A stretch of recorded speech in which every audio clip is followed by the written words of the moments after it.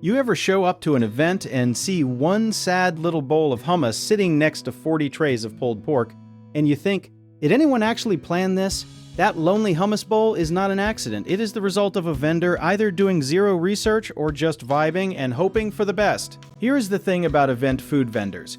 They are basically running a tiny business inside someone else's party, and they have to figure out exactly who is coming before they spend money on ingredients. If you guess wrong, you either run out of the good stuff in 20 minutes, or you are hauling home 50 pounds of lentils at midnight. So how do vendors actually figure out whether an event crowd is going to go heavy on the oat milk and jackfruit tacos? The first move is usually to talk to the event organizer and ask who is buying tickets, because the attendee list tells you almost everything. A yoga retreat and a motorcycle rally might both have 3,000 people, but those are two completely different food universes.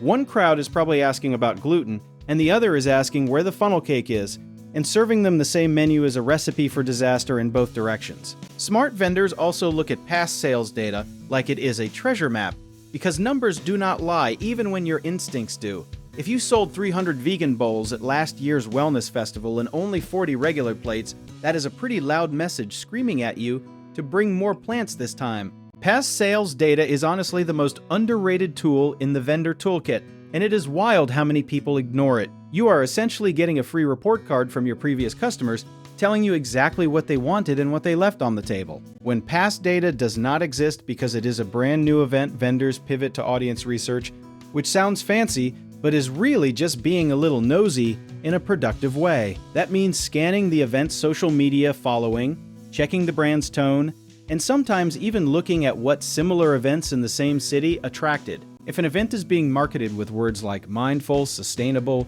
or community-centered, that is basically a neon sign telling vendors to stock up on specialty options. Vendors who can read that kind of cultural vocabulary before the event even happens are the ones who sell out and go home happy. Some vendors get really sophisticated and use pre-event surveys sent through the organizer to ask attendees directly about dietary preferences. It feels almost too simple, but asking people what they want and then actually making it is a strategy that somehow still surprises people. The tricky part is that not everyone who eats vegan tells you they eat vegan, and not everyone who checks the vegan box actually orders the vegan thing when there is a cheeseburger 2 feet away. So vendors build in a buffer, meaning they plan for more specialty demand than the survey says, because real life is messier than a checkbox. There is also a pricing math layer here that vendors have to think through, because specialty ingredients often cost more, and the crowd buying them is sometimes smaller. The goal is not to match the numbers 1-to-1, but to find the sweet spot where you cover your costs, serve the demand, and do not end up with a dumpster full of expensive cashew cheese. Community matters too, because vendors who work the same circuit of events start building mental profiles of what different festival cultures prefer. A vendor who has done 10 vegan food festivals knows the rhythm without even pulling a spreadsheet, because experience is its own kind of data. The real lesson hiding inside all of this is that feeding people well is actually a research project dressed up in an apron. You are not just cooking, you are studying behavior, reading signals, and making educated bets with your grocery budget on the line. None of this is perfect science, and even the most prepared vendor sometimes miscalculates because people are unpredictable and food trends move fast.